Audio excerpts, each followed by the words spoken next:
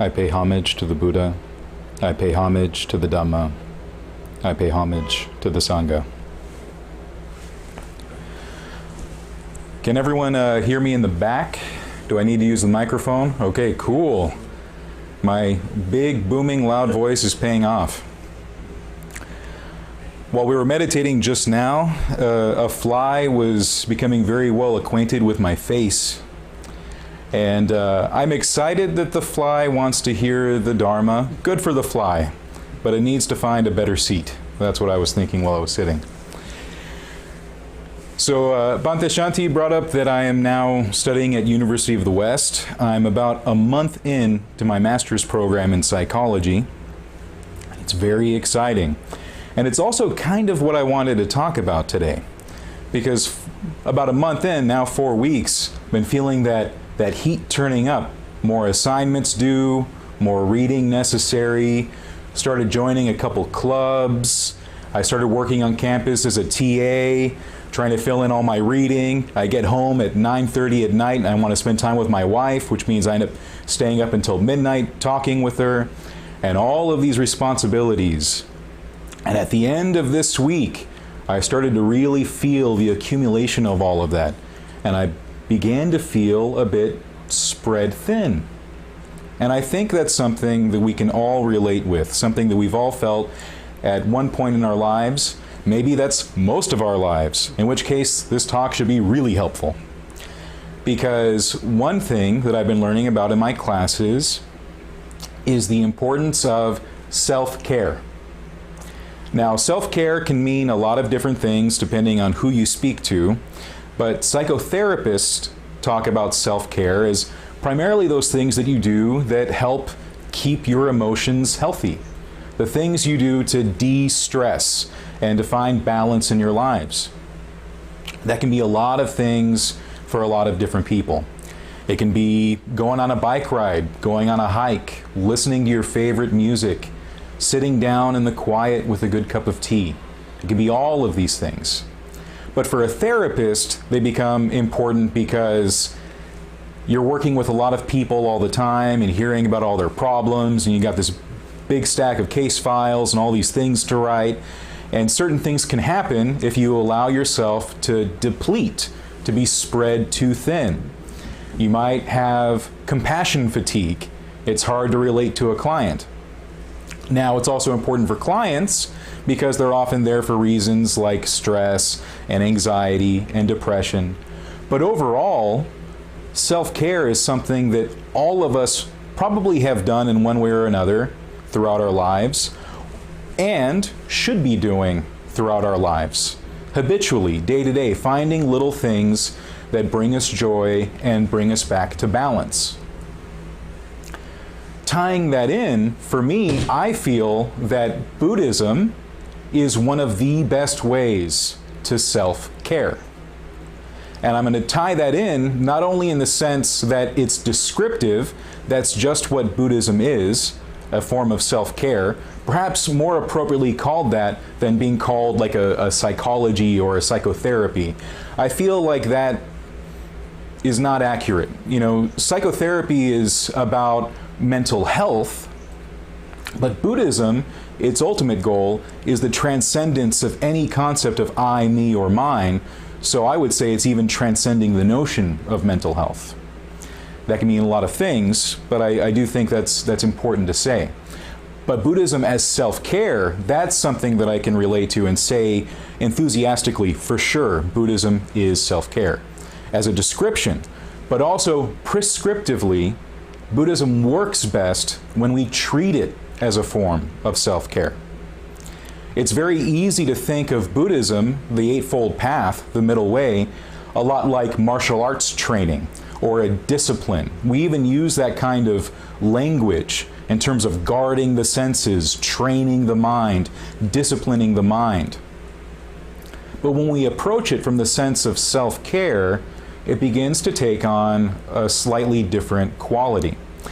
Even in the scope of meditation. Now, a lot of people today will talk about how effective meditation is as a form of self-care. And they're absolutely right. But if you read some literature on Buddhist meditation, and they use words like effort and focus and concentration, you might lose that aspect of self-care that we can find.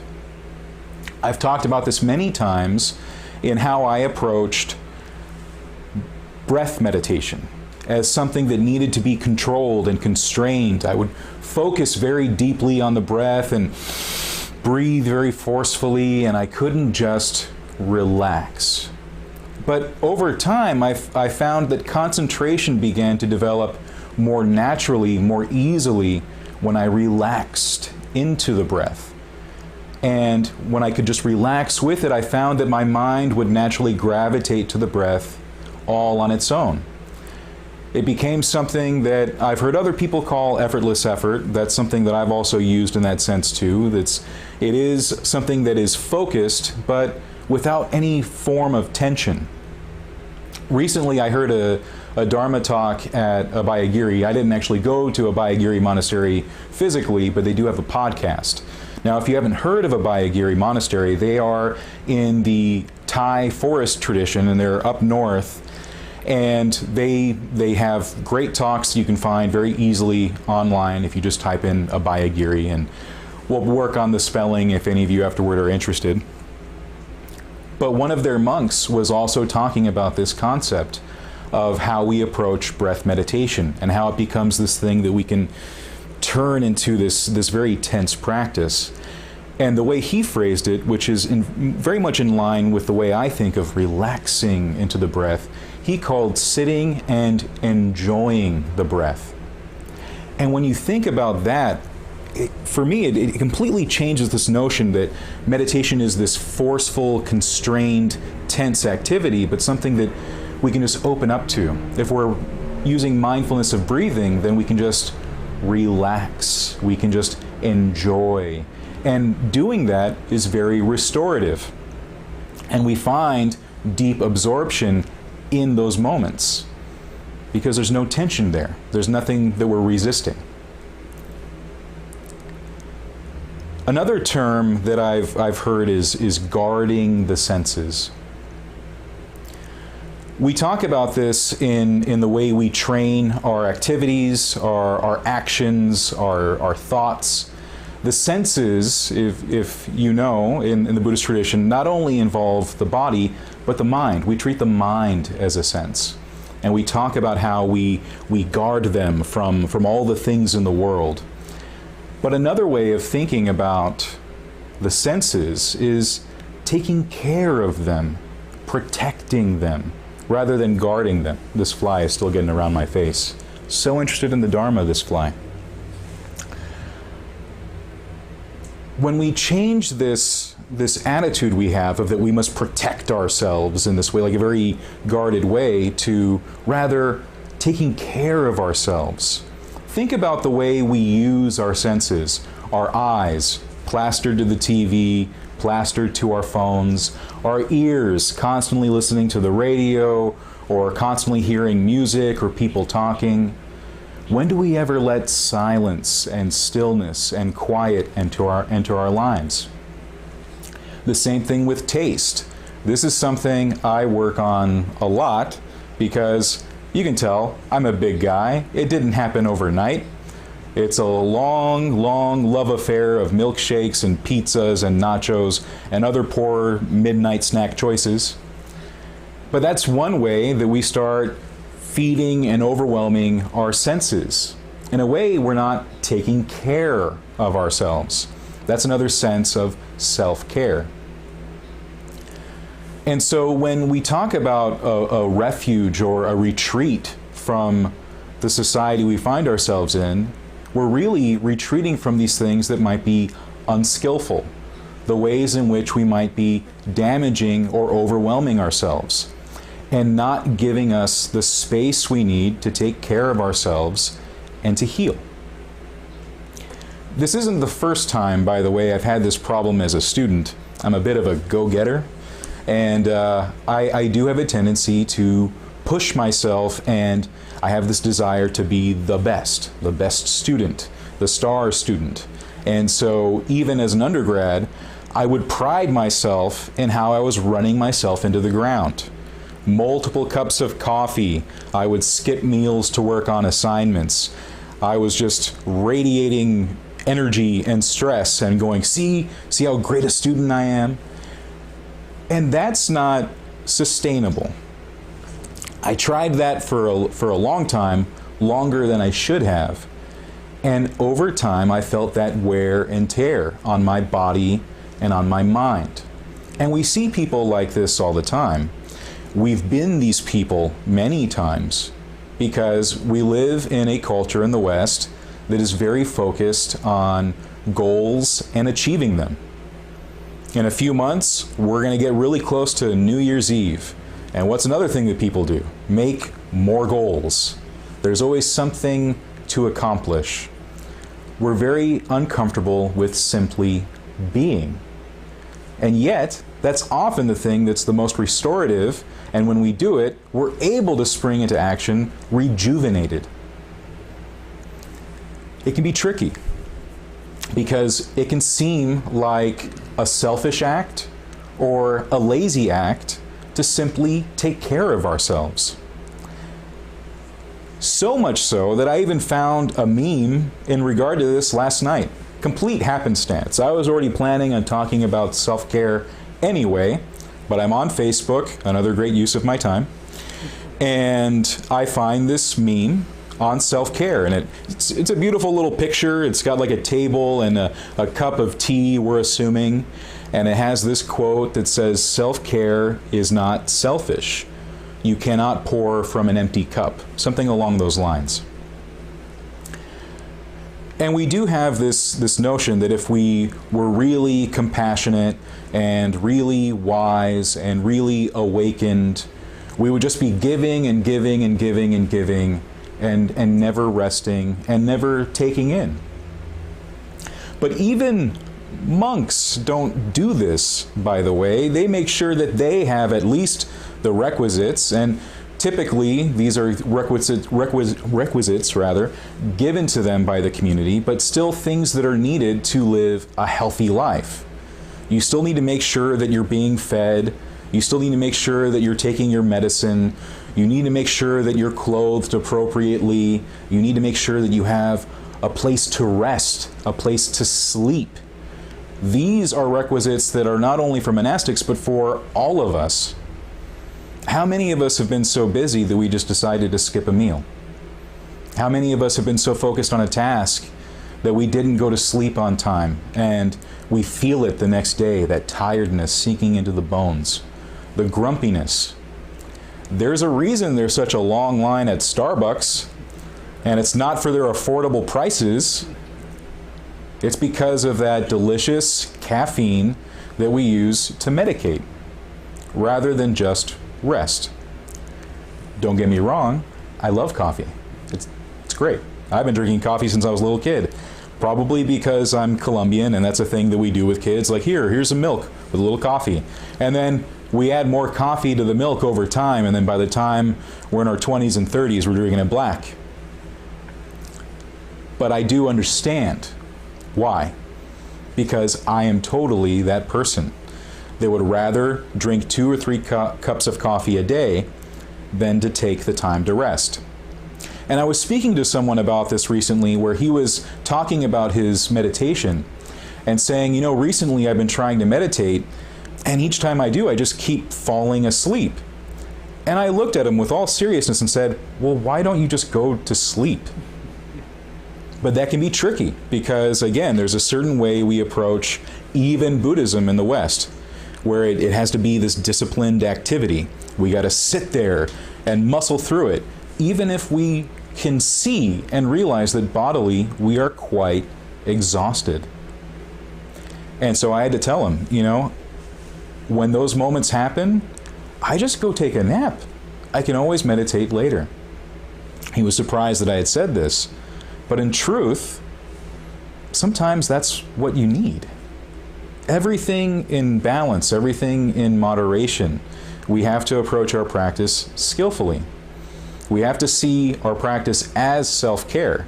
And sometimes self-care is sitting, sometimes it's lying down. Sometimes it's resting. Sometimes it's activity.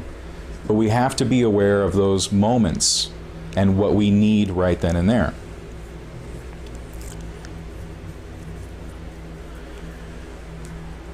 I think that part of the reason why, besides our culture,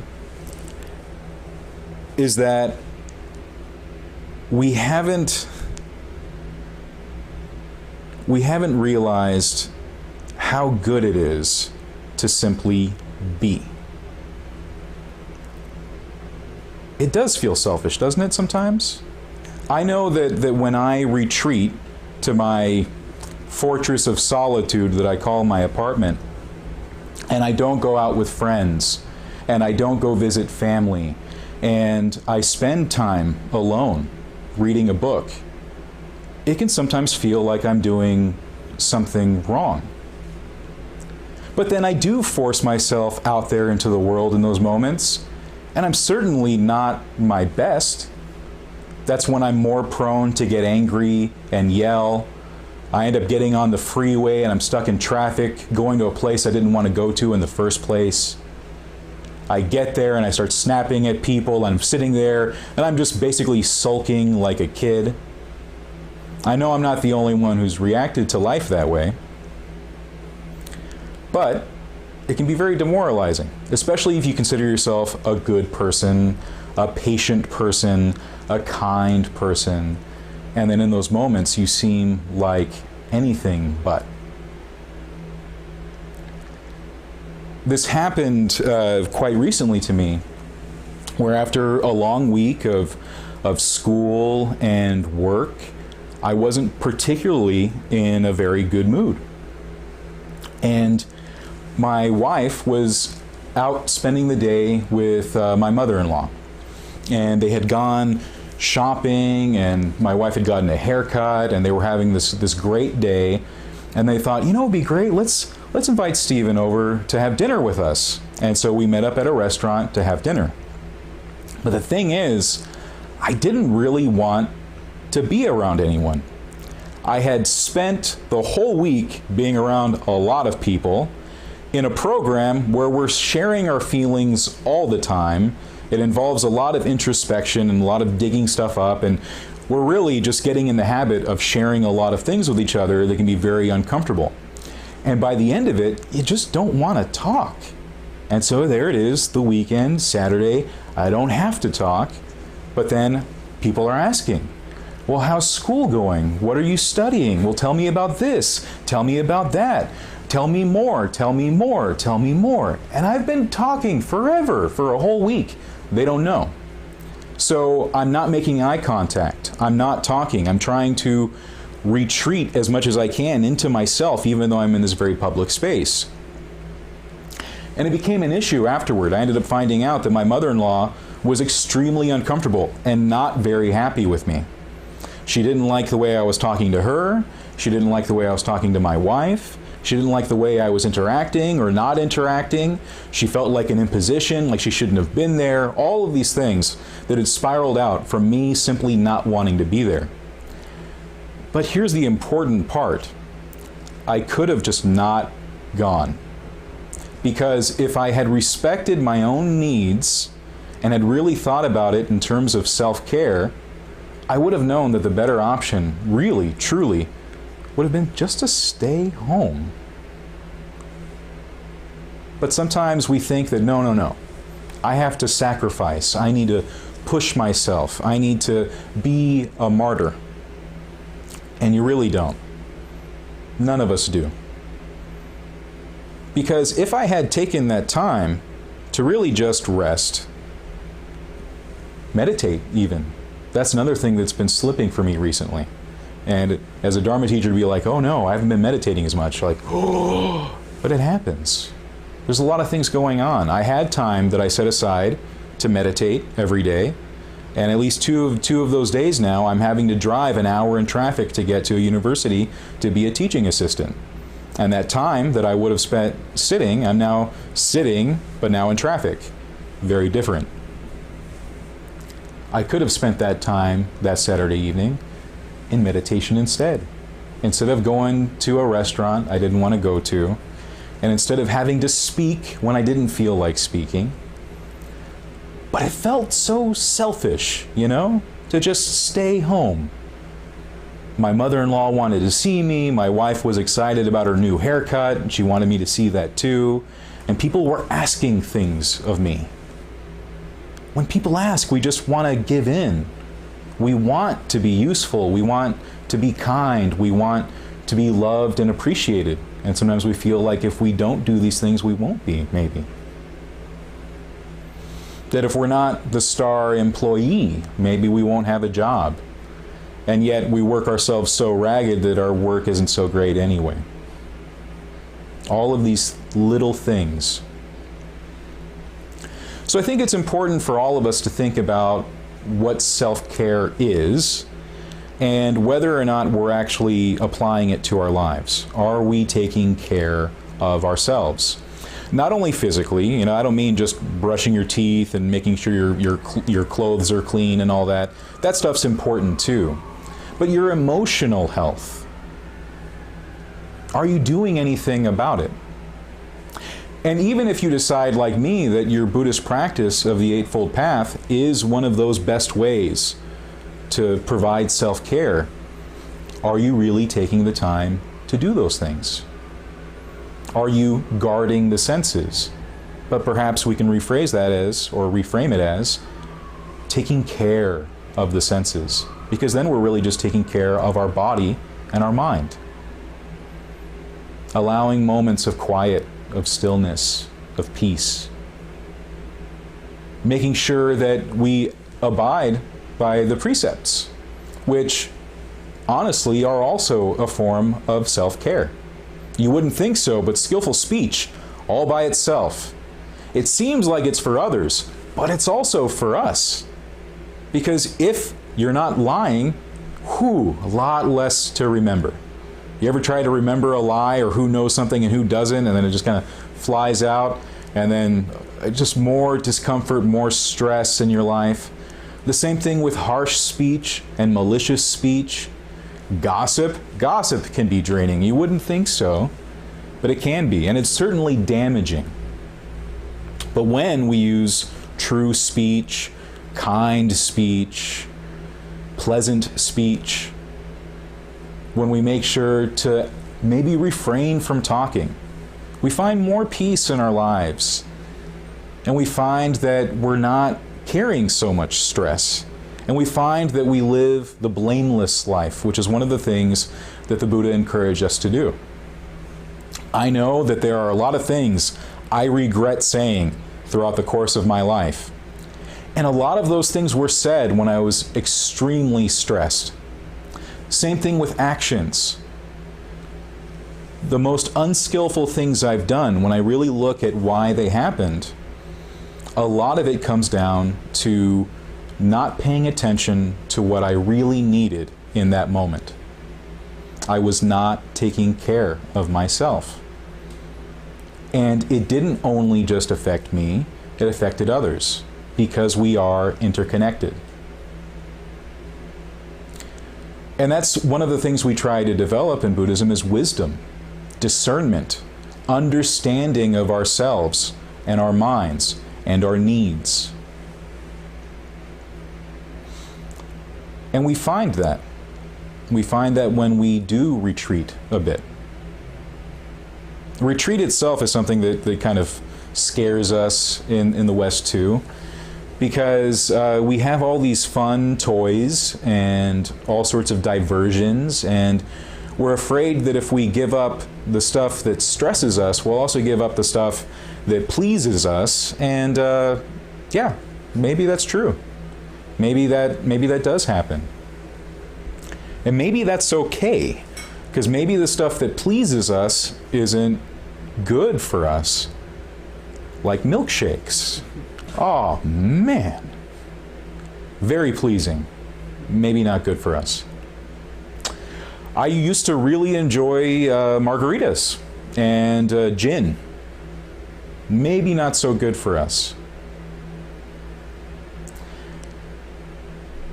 There are a lot of things like that in our lives that seem restorative and yet are not.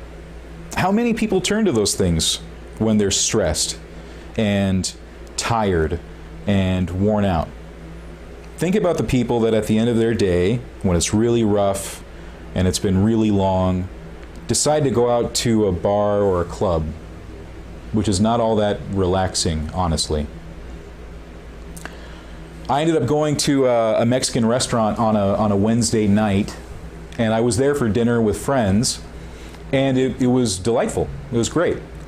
But we were sitting out in this nice little patio area, and we were just enjoying our food and interacting with each other. And then as we left, we realized it had gotten into 10, 11 o'clock, and the rest of the restaurant had turned into like a club. There were like lights going and music going.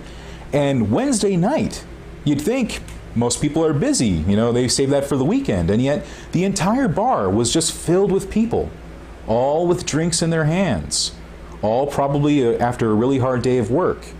And here they are, tiring out their bodies and their minds even more, and putting in substances in their bodies that maybe their bodies don't need. When we're thirsty, what we're really thirsty for is water, maybe not so much a gin and tonic. Just something to think about. When we're hungry, maybe we're hungry for wholesome foods and not something covered in chocolate and sprinkles and it's been baked in the oven with a lot of butter or something, all of these things. So this might sound a little preachy. I don't mean for it to sound that way. In fact, I hope it's encouraging, because we're all facing stresses and troubles in our lives. And that's partly why we come to Buddhism in the first place, because we feel there's some promise of relief and release. And there is.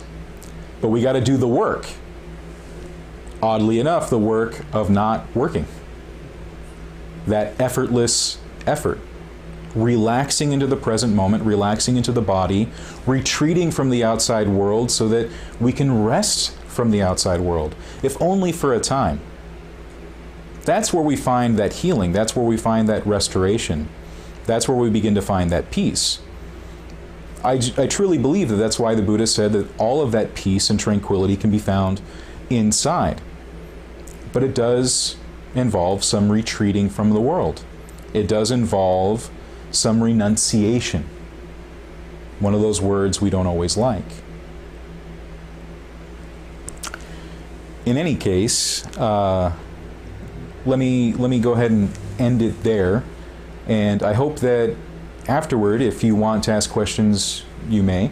But also, you might share, which could be fun, the ways you take care of yourselves, your own version of self-care in your lives. And maybe we can inspire each other to practice better and to live better. Thank you.